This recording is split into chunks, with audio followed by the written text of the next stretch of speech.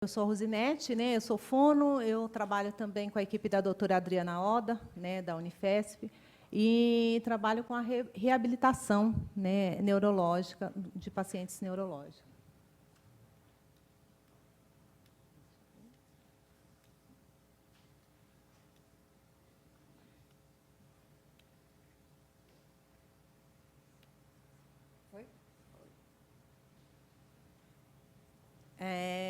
A miastenia é uma doença autoimune, como o médico já falou, né, o doutor já falou. E o principal aqui, desse que eu vou estar falando, é a fraqueza, né? É uma doença que vai trazer uma fadiga muito grande ao paciente. Então, assim, ela está lá ela vai se dar na junção neuromuscular, como já foi falado, tá? E também a flutuação dos sintomas, que a nutricionista acabou de falar dessa flutuação, tá? O que é essa flutuação? Essa flutuação é a miastenia. A pessoa, muitas vezes, ela está no auge, né, do dia, tá alegre, está feliz, e aí ela vai perdendo essa energia. E, de repente, ela está assim, sem conseguir responder a nada. Então, assim, eu coloquei ali na figura o Sol e a Lua. Então, é como se ela saísse de um dia ensolarado para uma noite, né, fria, uma noite escura, né, porque não consegue. Então, ali tem uma pessoa sorridente, trabalhando, e, de repente, no meio do expediente, ele está ali, dormindo. Então, é uma das coisas que eu sempre falo, que é assim, quem não conhece, quem não sabe da doença, às vezes também tem o preconceito. Então, acha que, às vezes, naquele momento que a pessoa está sem energia, que a pessoa está ali, ela não consegue, não é que ela não queira, é diferente de um cansaço, de você chegar, correr ou fazer uma coisa, falar, estou cansado, né? E estou cansado, mas eu consigo fazer mais isso, mais aquilo outro. Na miastenia, não, eu não consigo. Eu estou cansado, eu estou fadigado e eu não consigo sair do lugar, né? Tem alguns pacientes que andam com um banquinho, porque, na hora que dá a fadiga, pode acontecer no meio da rua. Então, vai ter que sentar no banquinho e ficar ali esperando passar o mal-estar, passar a fadiga, para depois voltar a caminhar.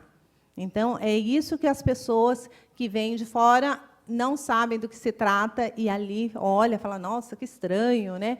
Que coisa. Então, são essas coisas que a gente vai estar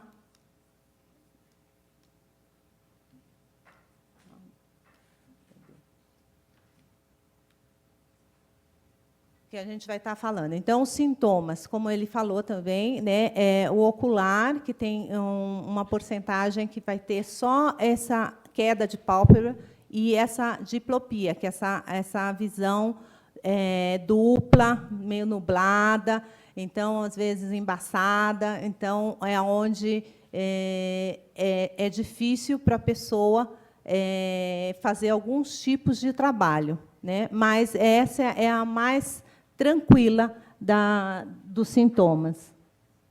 Aí vem os sintomas bulbares, que é onde a fono atua praticamente no bulbar, que aí vai ter o cansaço, vai ter todo o processo de mastigação, então vai ter a disartria, vai ter a dispneia, todo o processo.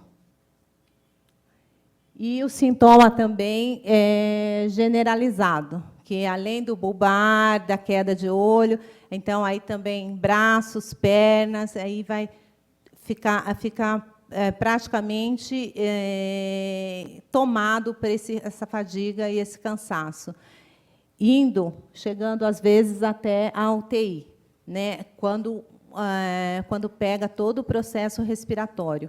Como a gente está aqui falando de músculo, quando que precisa dessa intubação ou de usar o CPAP, né? Então, assim, quando a gente está falando de músculo, a gente está falando que o pulmão é um músculo que se movimenta. Então, quando há uma crise aguda, esse pulmão também ele não vai conseguir fazer o trabalho que ele precisa fazer. Então, é neste momento que a pessoa vai precisar de emergência, não vai esperar amanhã, depois, não. Teve o sintoma, teve a crise aguda, é hospital, e vai ter que ir correndo, porque temos órgãos que se fecham, e dependendo, por exemplo, a prega vocal mesmo, se ela ficar muito fechada, é onde tem que ser imediatamente colocado os aparelhos, né, para poder respirar.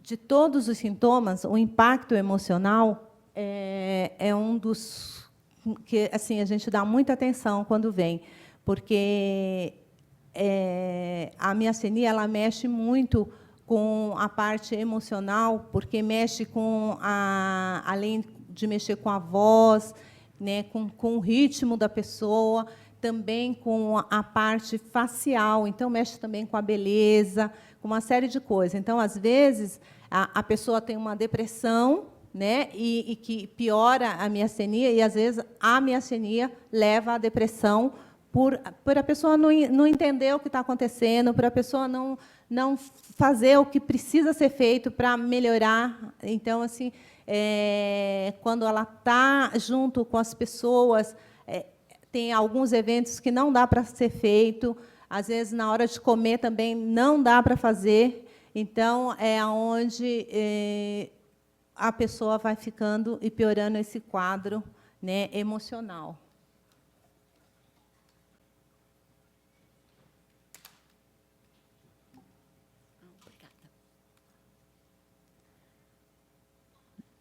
No tratamento, é o que o doutor já disse para vocês, né? É um tratamento medicamentoso, ele pode ser cirúrgico, quando é da retirada do timo, né? Tem médicos que optam por sim, tem médicos que optam por não, né? O timo, por ser uma glândula, ele é constituído de várias glândulazinhas pequenininhas que formam a glândula timo.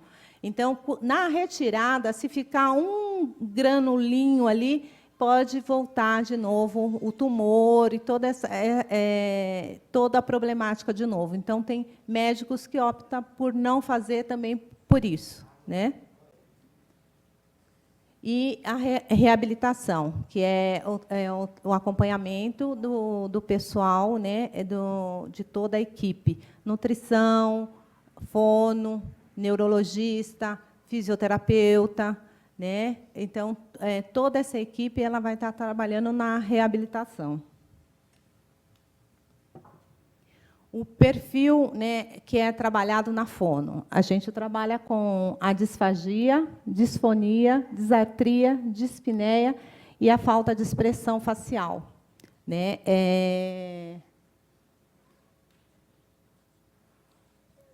Eu vou estar falando de cada um no decorrer. Queixas. Quando o paciente vem, ele vem falando que não está conseguindo falar no telefone, que as pessoas não conseguem ouvir, que a voz está muito baixa, que a voz está muito fraca, que tem certos tipos de alimento que ele não consegue comer, que nas fotos ele está sempre com a mesma cara, que não consegue dar um sorriso, que está com aquela cara monótona, né? Na terapia, no tratamento, uma das funções da fono é estar ajudando com todo esse processo, no processo de estar melhorando um pouquinho esse sorriso, de estar ajudando na parte de alimentação, e na alimentação, que eu digo, facilitando essa alimentação. Então,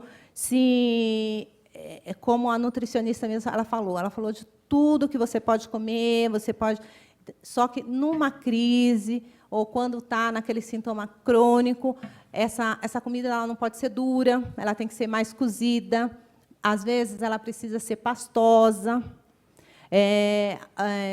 Alguma das indicações que a gente dá, tem aquelas bandejas de café da manhã que tem uns pezinhos. Então, às vezes, subir esse prato. Então, aqui eu vou falar uma coisa ao contrário, né? A gente não consegue, às vezes, no processo, ficar numa postura correta, bonitinha, por causa da fadiga.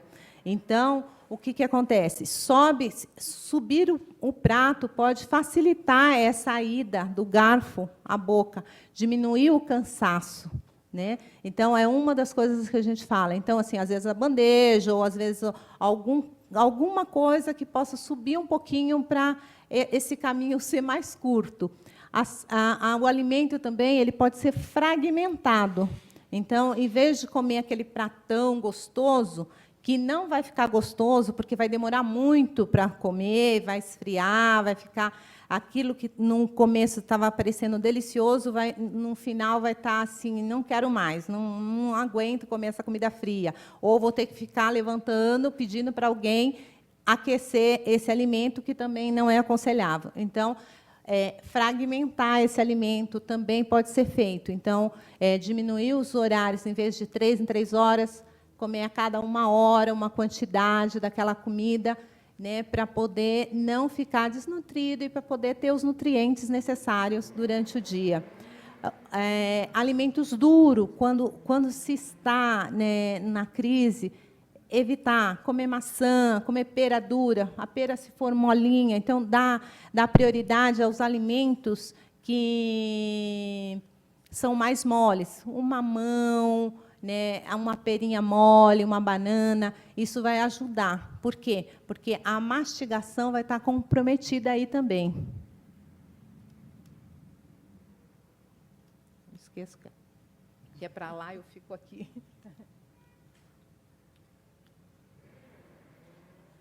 Aí eu vou começar a falar a dispneia, né? O fisioterapeuta ele trabalha bastante, né? Com o fisioterapeuta respiratório ele trabalha, ele assessora, né? Mas o fono também dá uma olhada bem, como se diz, olha com muito carinho para essa respiração, porque tudo depende dessa respiração. É o que ela acabou de falar, né? A gente precisa respirar para viver. E a gente, para falar, a gente precisa respirar, para comer, a gente também precisa ter uma coordenação nessa respiração. E quando se está na crise, essa respiração ela vai estar comprometida como? Né, vai estar, os ciclos vão estar mais curtos, a respiração vai estar toda aqui em cima. Então, é onde a gente já vai perceber todo o processo de cansaço. E não é um cansaço porque você subiu uma ladeira ou subiu uma escada. Não, simplesmente o simples fato de pensar pode cansar.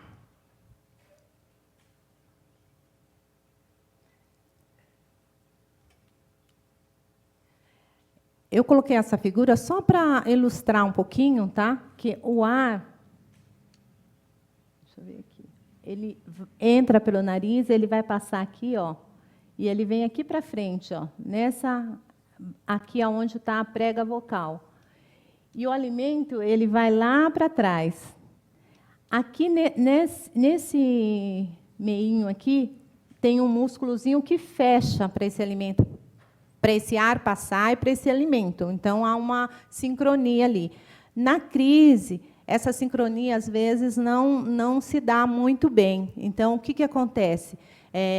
Pode ocorrer uma aspiração, então, a pessoa pode, sim, num alimento, por exemplo, um alimento líquido, ela não ter a capacidade de parar com esse alimento na boca e engolir naturalmente. Então, esse líquido, às vezes, ele desce simplesmente sem a pessoa conseguir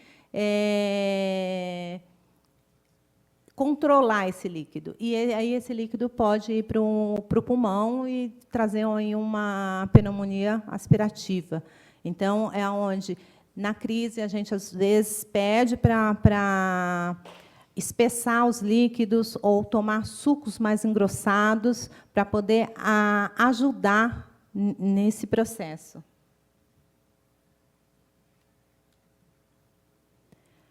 Aí, indo para a disfonia, né? Na disfonia, as queixas que vêm da fala. A fala está minha fala está toda aqui, anasalada, minha fala está fraca, minha fala está monótona, né? Tudo isso, por quê? Porque os músculos estão comprometidos, né? Os músculos da fala. Então, a pessoa não consegue dar entonação, falar alguns encontros consonantais. Então, existe também alguns erros de pronúncia.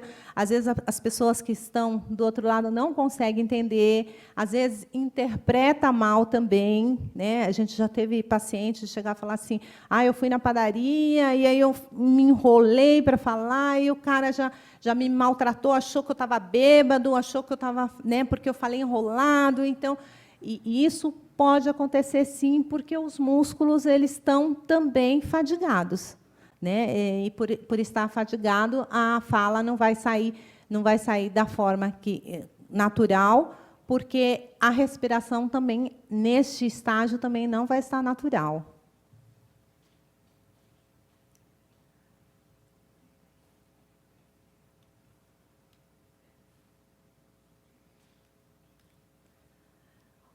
Novamente, a ilustração para vocês verem.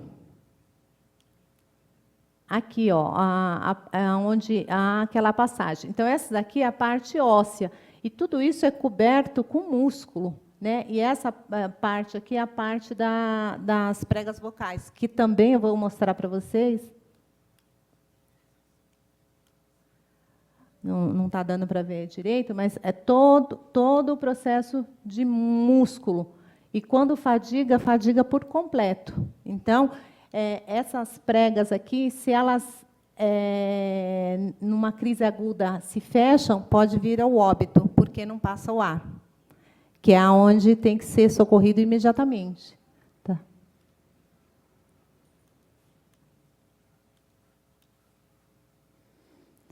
E dando continuidade, que tudo são nomes, mas que está tudo envolvendo a parte de cabeça e pescoço, tá bom?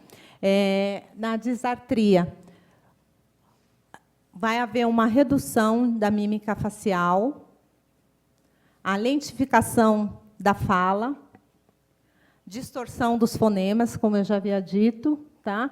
De alguns plosivos, tá?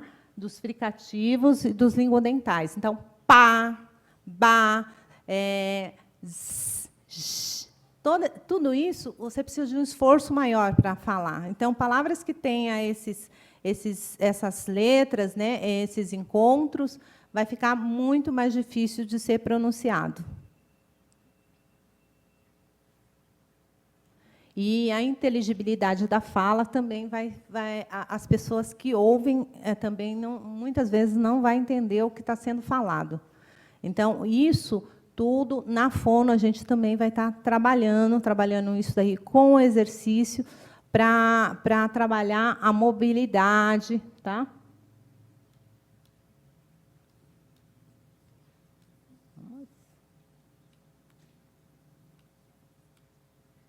Então, a fraqueza bulbar, insuficiência respiratória, vai trazer a disfagia, que é um dos principais, né?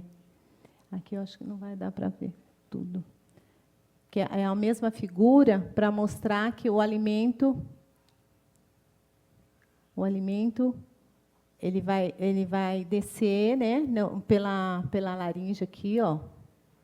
E acho que tinha mais alguma coisa, mas eu não estou enxergando aqui. Que é a mesma figura que eu já mostrei, tá?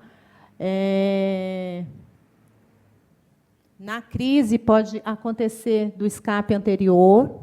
Então, assim, a pessoa está comendo, né, aquele pouquinho fragmentado, e isso pode vir para fora. Por quê? Porque não tem o controle da língua, e a mastigação é muito mais difícil.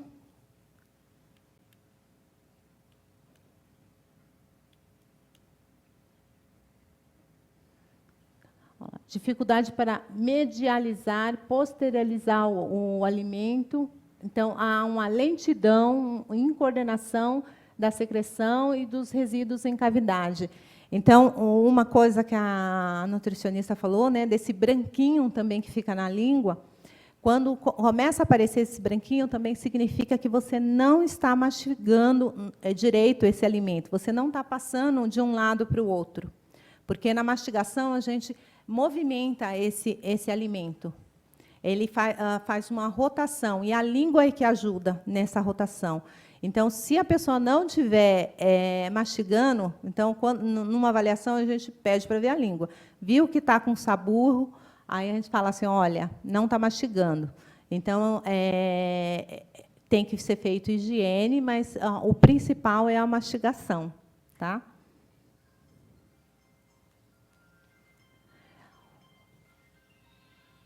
O atraso no reflexo da deglutição, que é aquele fechamento que eu falei para vocês, isso que pode causar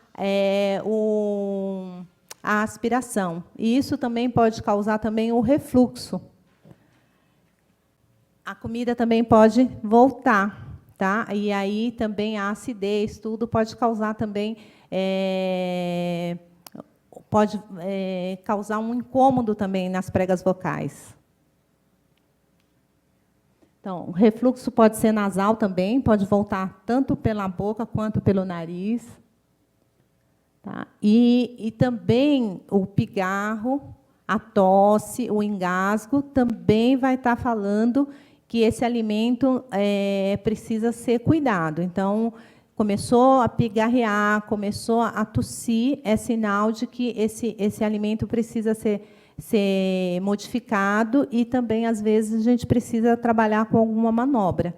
Então, aí a gente não vai poder estar numa postura elegante, porque a gente vai ter que privar da prioridade para o bem-estar. Então, tem paciente que vai abaixar um pouquinho mais a cabeça e vai comer melhor, tem paciente que vai virar um pouquinho para a direita ou para a esquerda, e esse alimento vai descer melhor e não ficar resíduo na área invalécula, né, na área da garganta, para não ficar com aqueles incômodos que tem. Por quê? Porque não conseguiu engolir direito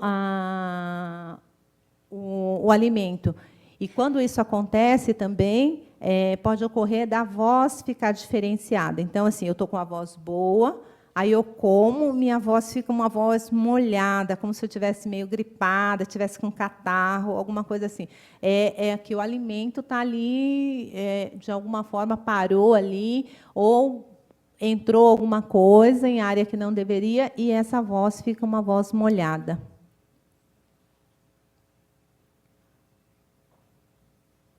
E essa aqui está a redução da elevação laríngea, que é o fechamento que eu já tinha falado, né?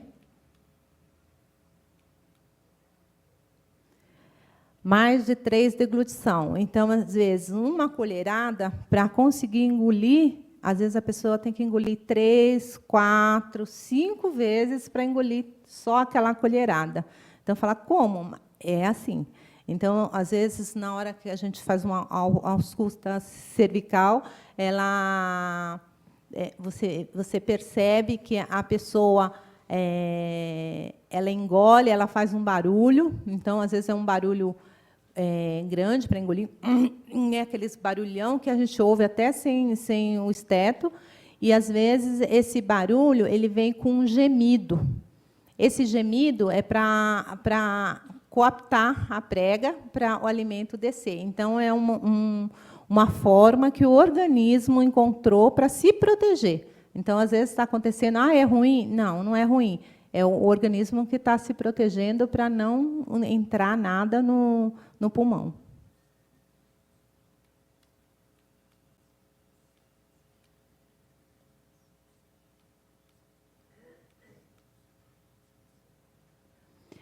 E, aparecendo esses sintomas, a fono vai determinar em que grau está essa disfagia. Se uma disfagia leve, uma disfagia moderada, grave ou profunda. Grave e profunda, ela já vai estar numa crise aguda, já vai estar praticamente numa UTI, vai estar entubado, uma coisa assim. Então, geralmente, ele chega com uma disfagia leve, moderada. Quando vai chegando já na grave, profunda, já é uma crise mais importante.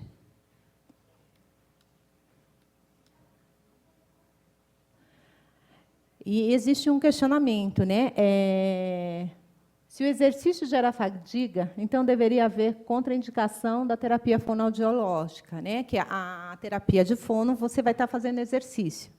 Então, assim, em primeiro lugar, a fono tem que saber o que ela está fazendo, ela tem que conhecer a doença, tá? Conhecer todo o processo. Então, na avaliação, quando se pede para fazer um exercício, então vai fazer, olha, você vai colocar a língua de um lado e do outro. Você vai fazer 10 vezes. Às vezes, quando a pessoa chega no 4, a língua já mostra fadiga. Então, essa fono ela tem que saber que essa pessoa não pode fazer mais que 2, 3 exercícios. Mas isso vai adiantar alguma coisa? Vai. Vai ajudar na mobilidade, vai ajudar na força. Músculo parado, ele não funciona. Ele começa a perder massa, então ele precisa ser trabalhado, mas da maneira correta, sem que haja fadiga. Então, o tempo todo a gente está orientando para que não haja fadiga. Na hora de se alimentar, na hora de tomar banho, na hora de fazer um exercício, na hora de fazer uma caminhada, não pode haver fadiga. E assim, fadigou no 4, então eu vou fazer até 4. Não. Se fadigou no 4, então não pode chegar até 4.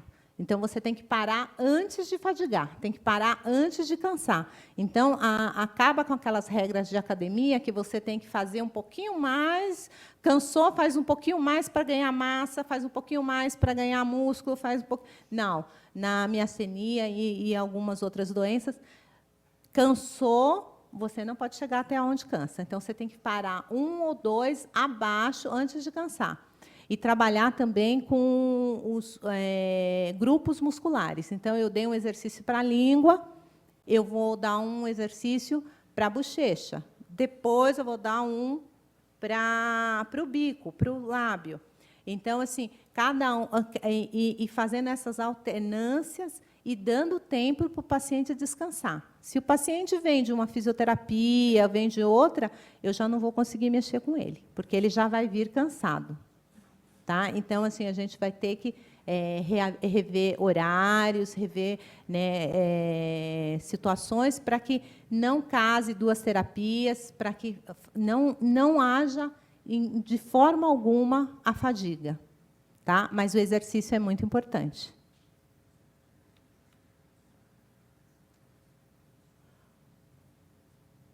E o objetivo principal, né, da terapia é estabilizar as funções do sistema, tá?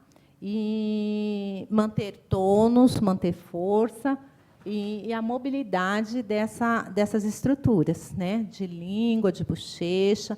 Então, assim, tudo isso, todos os exercícios vai estar ajudando nisso e também na mímica facial. Sempre tem uma fadiga bem grande lá, né? Sempre evitando fadiga. Fadiga é proibido, não pode chegar na fadiga, né? E isso em qualquer atividade, desde a alimentação, como eu volto a falar, banho, né? O passeio, né? O trabalho. Começou, sentiu, né? A presidente André, ela fala que ele tem um apito, ela ouve, por quê? Porque também no ouvido tem um músculo, né? Que tá lá, que recebe o som. Então, quando começa a ter o processo de esqueci a palavra, fadiga. Gente. Não, é de fadiga, mas é quando vai entrar nesse processo num processo da fadiga, mas entrar na crise, começar a crise, quando começa a descompensar, ela ouve um apito, e aquele apito ela já sabe que ela tem que parar, porque o organismo já está avisando que os músculos já estão fadigados e que ela vai ter algum probleminha naquele dia. Então, aquele dia, ela já senta, ela já, se tiver algum programa, ela já cancela, ela já vai ficar deitadinha, já vai dormir, que é o que a coisa. A gente tem que ver o limite. Então, com o tempo, você vai conhecendo o que o seu corpo fala, né, para poder você tomar as providências.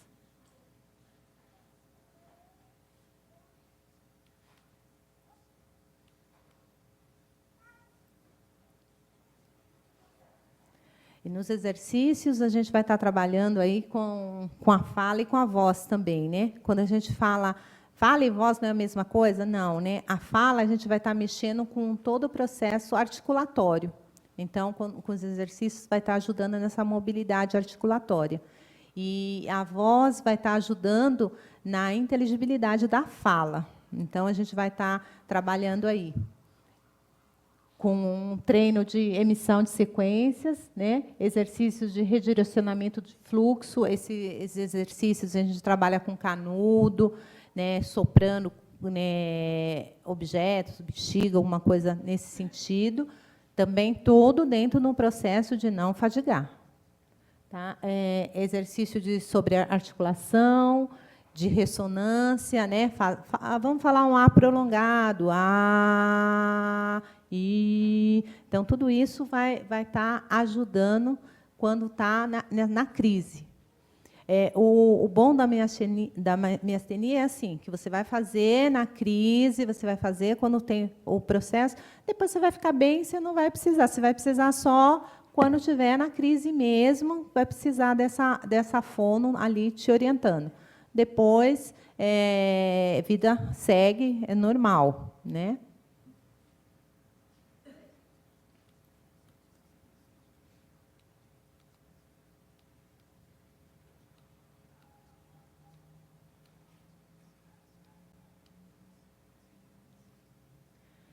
Aqui é a conduta da disfagia, como eu já havia falado, né?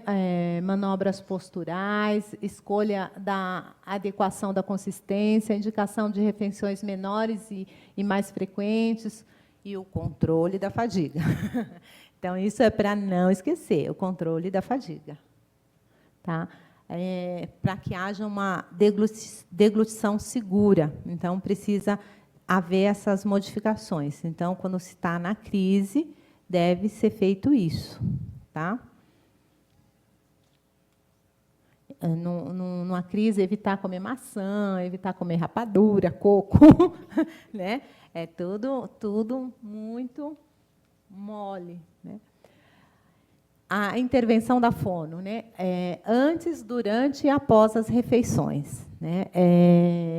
Por causa da postura, dos utensílios, do alimento, da forma de alimentação, das manobras, das secreções das vias alternativas, da higiene oral, da alteração vocal, e também quando está com sonda, quando está com... né? Então, assim, tem que fazer aspiração, tem que fazer limpeza. Então, tudo isso também vai estar entrando nessa intervenção fonoaudiológica.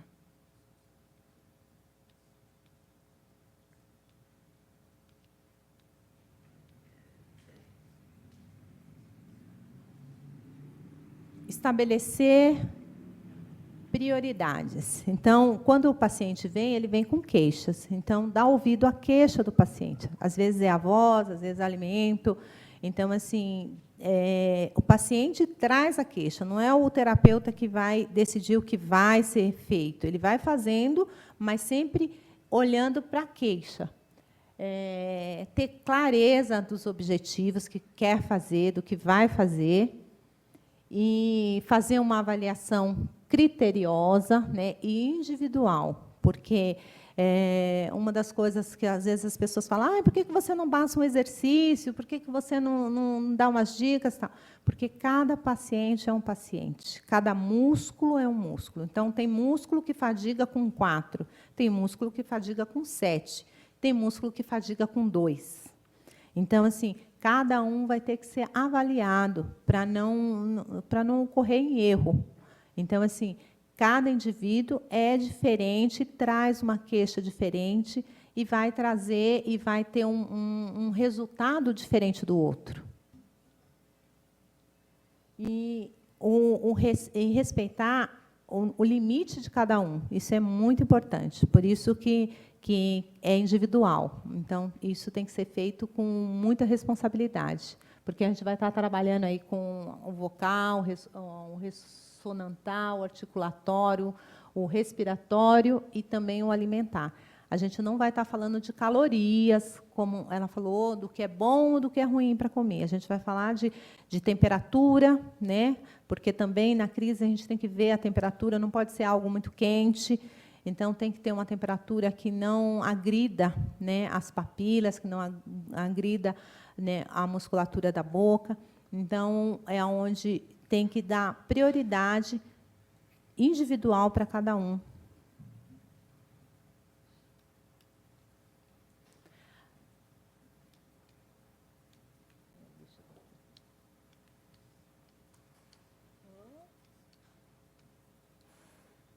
Antes de encerrar, eu só queria dar um adendo da parte também de mímica facial. Então, essa coisa da mímica facial, ela é trazida muito nas queixas, porque mexe com autoestima, mexe com uma série de coisas. Então, é onde é trabalhado, às vezes, um sorriso, às vezes a gente consegue adequar um sorriso na época da crise, porque às vezes tem uma festa, às vezes tem um casamento, você não está 100%, né? Não está 100%, mas vai acabar indo na festa. Então, para tirar uma foto, para estar ali com os convidados, então, olha, eu estou na crise, então eu vou ficar mais tempo sentada, eu vou levar um pedacinho de bolo para casa, né? Eu não vou tomar uma bebida alcoólica, eu não vou fazer coisas que piorem o meu estado. Então, assim, em alguns casos, até a parte de psicologia entra muito, né, de terapia, para poder dar uma orientada também nesse processo. Porque uma das queixas maiores que a gente vê muito é da depressão, é da autoestima baixa, é de achar que não tem mais jeito, né? Não tem cura, mas tem a estabilidade da doença, como o médico mesmo aqui, o doutor falou. Então, conforme vocês vão se conhecendo, isso vai estabilizando. Então, tem pessoas que vão passar pela vida e passa tranquilo. Aí uma crise aqui, uma crise ali, mas se você souber lidar com ela, vai ser como uma gripe, como, né, uma infecção, uma coisa assim, que você, às vezes, precisa realmente ficar ali uma semana, 10 dias, ali quietinho. Então, é basicamente isso. Não vou me estender mais, porque praticamente o que eu falei, eu até me repeti, porque foi o que o doutor também falou, que a gente trabalha em equipe, então um fala quase as coisas do outro. Teve um congresso aí que eu tive que mudar todos os meus slides, porque a Nutri que vinha antes falava de quase tudo, quase todos, até os mesmos slides. Eu falei, vixe, aí a gente teve que sentar e tirar, porque para poder coordenar, porque a gente fala a mesma língua, né? Que é todo mundo ali fazendo parte de uma equipe. Aqui está o meu e-mail, o e-mail da doutora Adriana também. Se vocês tiverem qualquer dúvida, pode mandar e-mail, perguntar, que a gente vai estar respondendo dentro do possível, tá certo? Eu coloquei esse iceberg porque, assim, quem olha de fora vê só uma pontinha. Então, assim, eu lembro que eu assisti uma palestra da Andréa, que é a presidente da Abrame, e ela falou muito do papel do paciente com relação à miastenia. E, assim, eu acho que foi uma das coisas mais ricas que eu vi, assim, né? Que ela falou como paciente, com a propriedade de vocês, do que vocês passam, né? Então, assim, aí ela coloca, né, toda a dificuldade, né, e do preconceito das pessoas. Então, às vezes, preconceito no ônibus, no metrô, né, às vezes a pessoa tem que parar mesmo, né, para sentar, para não cair, né, de olhar, falar, não, ser confundido, né, que ela falou assim, ser confundido a fadiga com a preguiça, né? Nossa, é preguiçoso. Ah, imagina que isso é uma doença.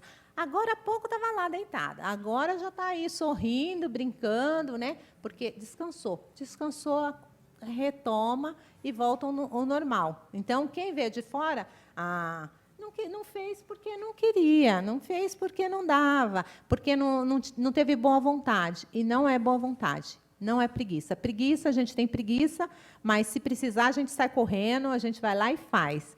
Na miastenia, não. Se eu estiver fatigada, eu não consigo correr, eu não consigo andar, eu não consigo levantar a mão, eu não consigo fazer. Então, é esse o diferencial. Então, assim, quem vê de fora vê só a pontinha, né? E quem está dentro e quem sabe está lá sabendo que tem muita coisa envolvida, tá?